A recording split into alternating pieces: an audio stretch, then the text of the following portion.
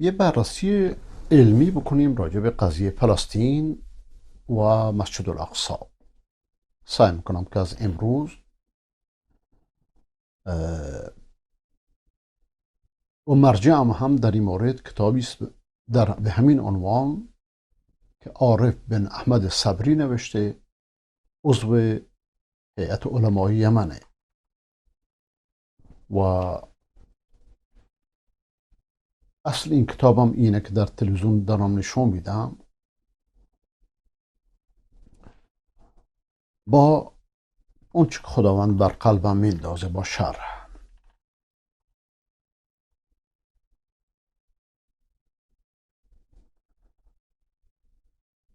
و امیدوارم که خداوند به هر مسلمانی توفیق بده که موضع شرعی خودشو، موضع عقیدتی خودشو درباره این موضوع بسیار مهم که قبله اول مسلمانان بدونه.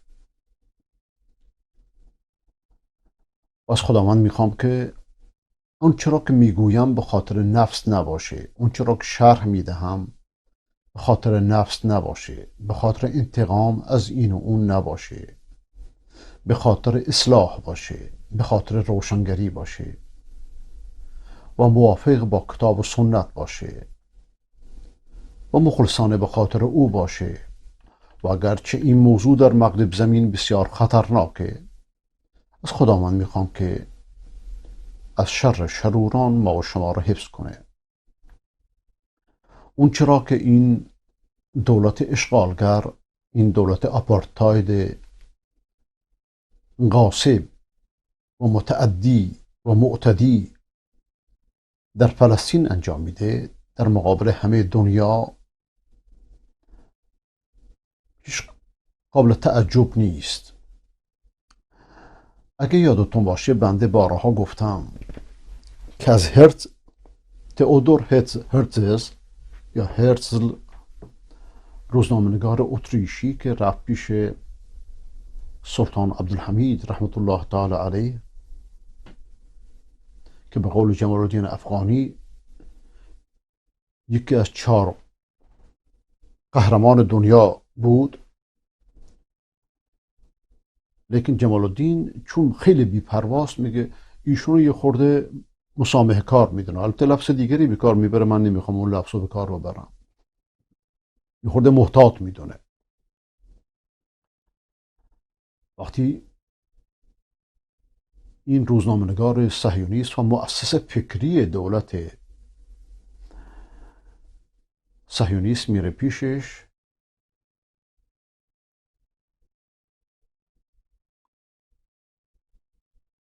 به هر حال حرفشو گوش نمیکنه، بیرونش میکنه. لیکن بعدها ازش سوال میشه از این تئودور هرتزل، شما چطوری دولت صهیونیستی رو در میان ملت عرب و مسلمان ایجاد میکنید؟ خوب دقت بفرمایید. میگه که ما قبل از اینکه برکه جنگ جهانی دوم شده، خلافت اسلامی عثمانی با هزاران افتراعی که دشمنان بهش زدند و دوستان نادان هم تکرار کردند، که از یمن تا مغرب تقریبا تا شمال افریقا حکومت میکرد. مسلمانان هیچ پاسپورتی نیاز نداشتن، پاسپورتشون لا اله الا الله بود. اونو شکست دادن، به جاش 20 تا دولت ایجاد کردن.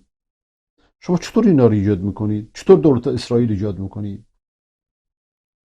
گفت که ما قبل از که دولت اسرائیل ایجاد بکنیم، دولت‌های کیان‌های در منطقه در اطرافش ایجاد میکنیم که از مصالح اسرائیل بیشتر از خود اسرائیل دفاع کنند. خلاص امروز اگر فقط میذاشتن مرزا رو باز میکردن، ببینید یه دولت که نیست، غزه چیه؟ یک استان کوچکه، همه دنیا جمع شده ضدشون. این نشون میده غزه یک سوپر قدرته، پس یک ابر قدرته. ولی چرا همه دنیا جمع شدن؟ بلکه قدرت اولا با فکر، با عقیده. همه دنیا همه چیز رو فراموش کردن. کرونا فراموش شد، نمیدونم اوکراینیا فراموش شد، همه مشکلات دنیا فراموش شد. خب این واقعیت متاسفانه حرف هرسله. و الان هم من میگم ولید باز تعجب نیست. ما در زمانی زندگی میکنیم که حقیقت به خاطر حقیقت ارزشی نداره. هیچ کدوم از فرعونهای دنیا، از حکام دنیا، از طاغوتهای دنیا دنبال حق و حقیقت برش و حتی دین صحیح و حتی ارزش های صحیح، حتی قانون هایی که خودشون درست میکنن، حتی پیمان هایی که میبندن برای انسان ها، نه برای حقوق، هیچ کدوم اینها براشون اهمیت نداره.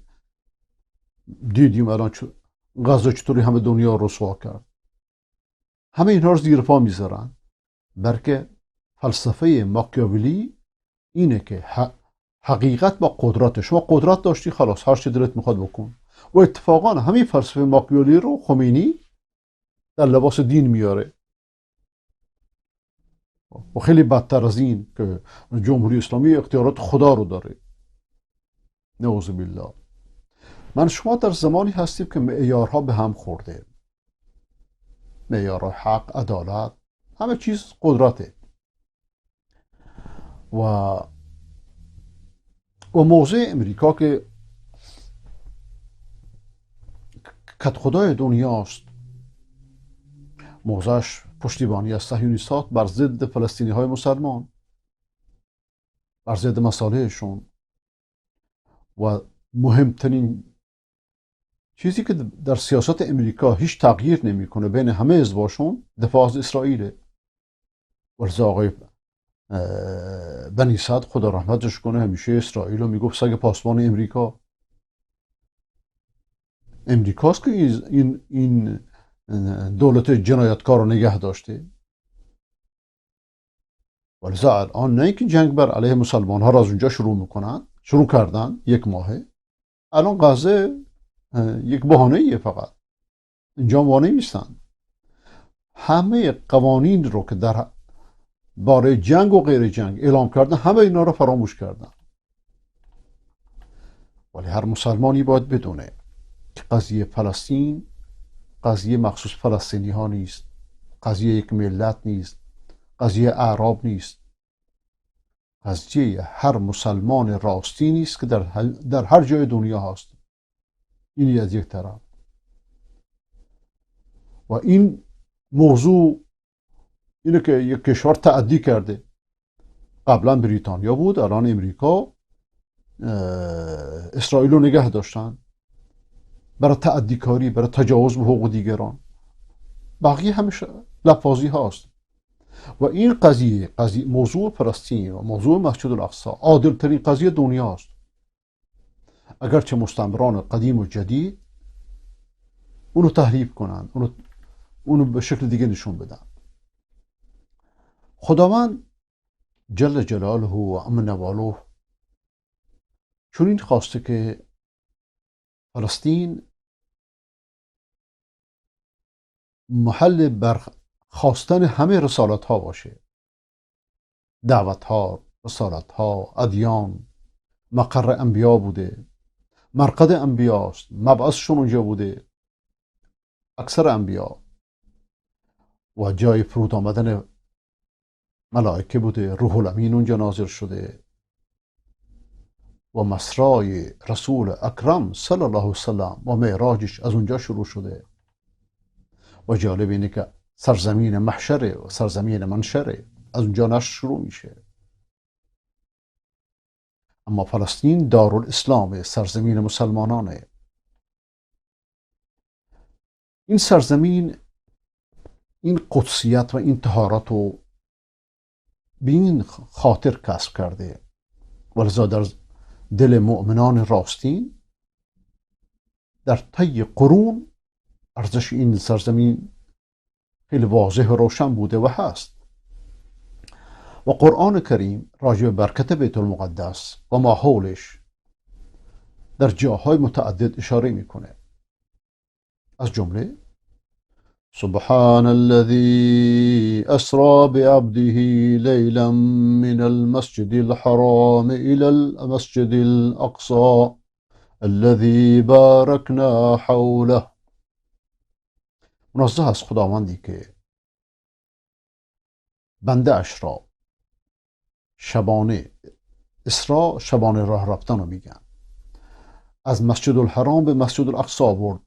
مسجد الاقصایی که ماحول شما برکت دادیم. خداوند راجع به پیامبرش ابراهیم علیه و نبینا صلی السلام میفرماد که ونجيناه ولوطا إلى الأرض التي باركنا فيها للعالمين.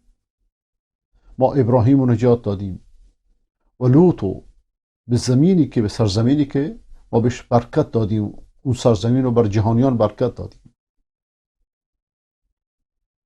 شیخ الاسلام ابن تیمیه رحمت الله تعالی علیه میفرماید که این سرزمین مبارک ماحول و مسجد الاقصی از سرزمین شام و هر سرزمینی که بهش نزدیکتر باشه تا قدس، تا بیت المقدس که امروز در زیر یوغ صهیونیستای جنایتکاره. و این برکت هم در دین و هم در دنیا است. این مسئله بر هر مؤمنی باید روشن باشه. اما این نکته دوم خیلی قابل توجهه. همه سرزمین فلسطین و بخصوص مسجد الاقصی اینا سرزمین اسلامیه. مسلمانان در زمان دومین قهرمان اسلام خلیفه راشد عمر بن خطاب رضی الله تعالی عنه اونو فتح کردن و بسیاری از ساکنانش که عرب بودن وارد اسلام شدن. از اون موقع دارالاسلام شده. قرون متعددی مسلمانان در این سرزمین مثل بقیه سرزمین اسلامی زندگی کردند و هنوز هم اکثر ساکنانش مسلمانند. اقلیتی از ادیان دیگه زیر سایه عدل اسلام و سلطنت مسلمانان، خلافت مسلمانان زندگی کردند. اما اون چی که باید مشخص بشه اینه که فلسطین یک سرزمین وقف اسلامیه برای همه نسل‌های مسلمانان تا روز قیامت. مسلمانان در زمان عمر بن خطاب رضی الله تعالی عنه اونجا رو فتح کردند. عمر که رافضیان از اسمش مثل جناب بسم الله میترسن مگر منصفانی باشن در میانشون، راجع به فلسطین با بقیه صحابه مشورت کرد. رأیشون بر این قرار گرفت که این سرزمین تا روز قیامت برای همه نسل‌های مسلمان وقف باشه، ولی به دست کی باشه؟ به دست اصحابش، به دست کسانی که اونجا زندگی میکنن. مال مسلمانانه، به سرزمین وقفی، اونا ادارش میکنن، از خیراتش استفاده میکنن. و این شرط واقفه، تا دنیا هست این شرط باید رعایت بشه. و از آثار قدسیت و برکت این سرزمین اینه که هر مسلمانی که اونجا مقیم باشه، مجرد اقامش درست مثل اینه که مجاهدی است که در سرحدات در راه اسلام جهاد میکنه. ولذا رسول اکرم صلی الله علیه وسلم اهل فلسطین و اهل شام را اهل رباط نامیده، اهل جهاد نامیده تا قیام قیامت. همچون که امام طبرانی از ابو دردار رضی الله تعالی عنه روایت میکنه که رسول خدا صلی الله علیه وسلم فرمودند اهل الشام و ازواجهم و ذریاتهم و عبیدهم و اماؤهم من المدائن و وعبيدهم وإمائهم إلى منتهى الجزيرة ببخشید مرابطون في سبيل الله.